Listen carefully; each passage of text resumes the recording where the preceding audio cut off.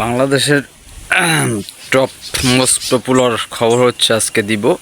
সেটা হচ্ছে 55 বছরের একটা বয়সী বাংলাদেশের নাগরিক সিনি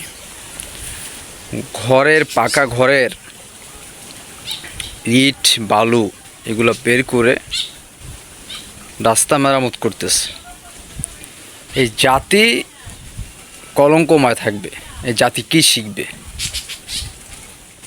হাউ টু আঙ্কেল কেমন আছেন আপনি? ভালো আছেন আঙ্কেল? আপনি বুড়ো বয়সে আপনার মাথায় এইটা আসলো যে ঘর বাড়ি সব ওরা ভেঙে টেঙে, কথা বুঝছেন না, ভেঙে টেঙে তারপরে রাস্তা মেরামত করি। কমন সেন্সের অভাব আছে।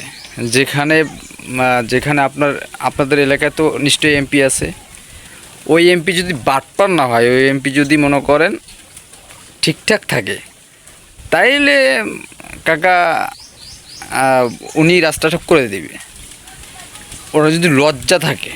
আর টেলিভিশনগুলো ঠিক আছে, সাবাস, আপনাদেরকে ধন্যবাদ যে ভালো ভালো মহান মহান সুন্দর সুন্দর রসগোল্লার মতন সুন্দর সুন্দর মহান মহান কাজ এবং যারা যা করতেছে, যা আমাদের প্রচার করার কথা সেটা আপনারা প্রচার করতেছেন।